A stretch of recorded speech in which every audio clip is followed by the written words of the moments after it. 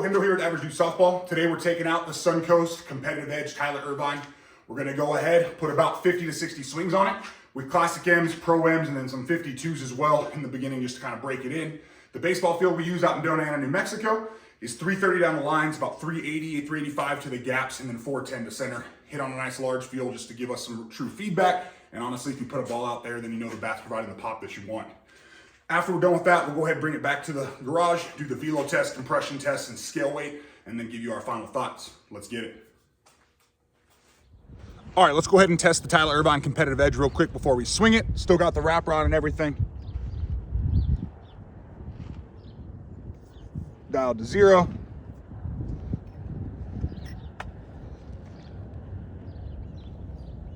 And it's sitting right at about 260. Let's just flip it over, see what the other side gives us.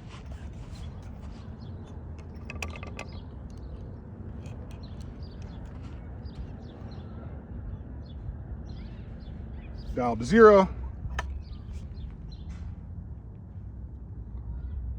And right on the 240 line. So we'll give it swings, take it home, velo test, then put it back on the compression tester and see where we're at.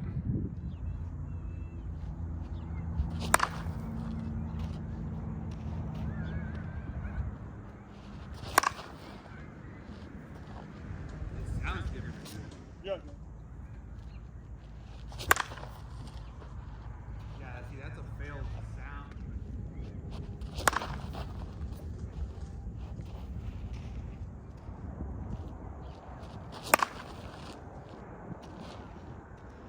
We can switch after that one.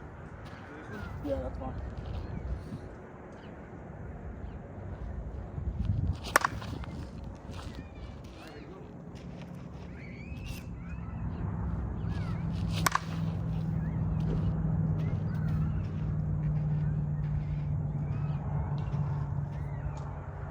Well, the first one hit about 340 plus.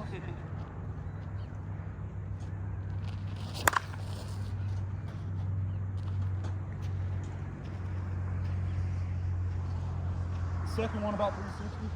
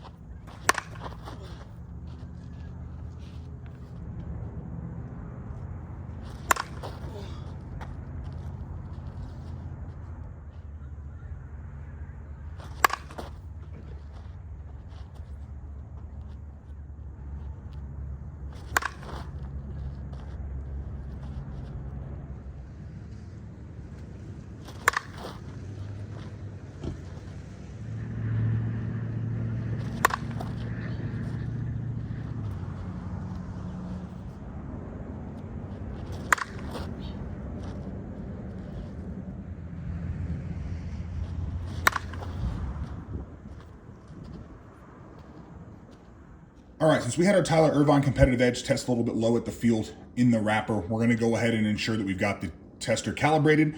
Then we're gonna throw a brand new in wrapper Tyler Ervine back on the tester, see what we're at.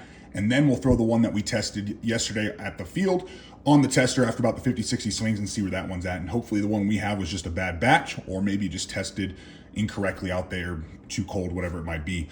For the calibration, we've got the little calibrator. It needs to be at 350 plus or minus 25, so let's throw that on here.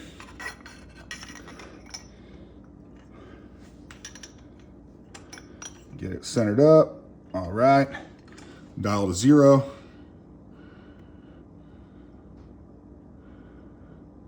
A little bit too far. Let's come back. All right, dial to 0. Nice little pull. Give it a second to climb up here in the cold.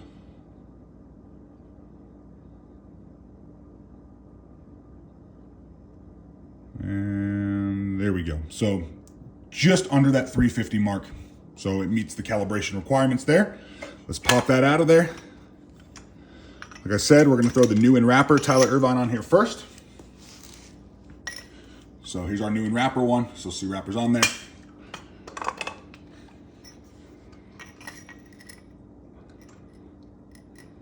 All right, dial this one to 0.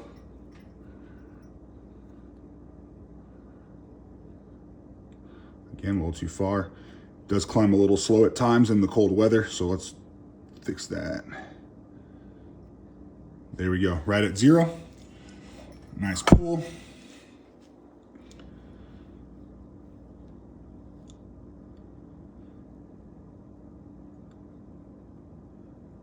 And this one in wrapper is exactly at 250. We'll rotate it just like we did the other one, see what the other side's giving us. All right, opposite side.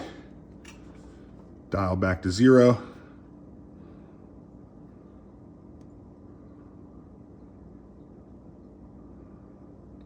There it is, right on 0. Crank.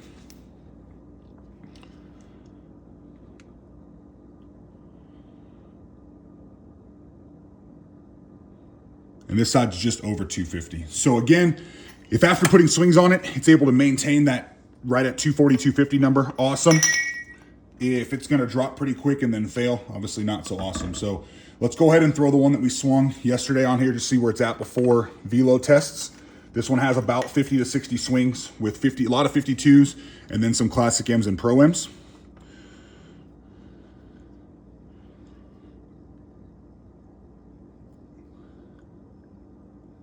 Get it right on 0. Crank. Again, this is the used one that we swung yesterday.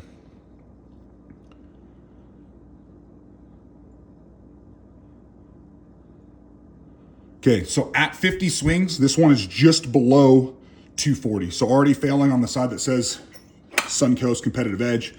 We'll rotate it to see what the other side gives us, but that may or may not help you depending on how the director tests.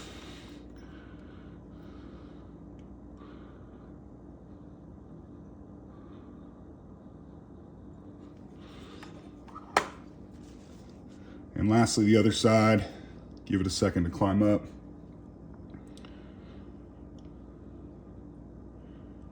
And maybe exactly on the 240 line. Yeah, right on the 240 line.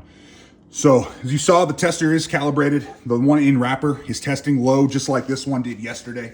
It's right at that 250 mark. So not a lot of wiggle room, and it's not seeming like it's holding the compression all that well. We will go ahead and throw our velo test swings here on this bat and then do a final compression test as well, just to see maybe it will sit exactly on 240, but not really what we like to see for the people who care about testing. 98 miles per hour. 97 miles per hour. 102 miles per hour.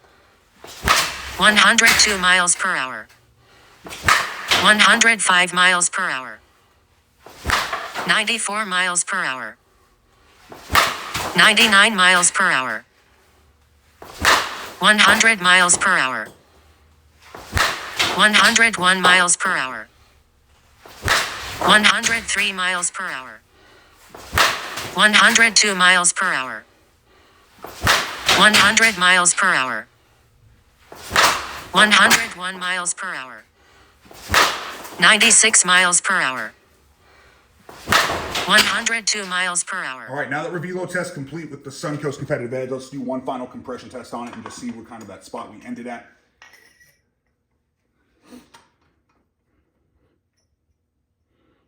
Dial it up to 0. Give it a second before we go too far. All right, right on 0. Nice pull.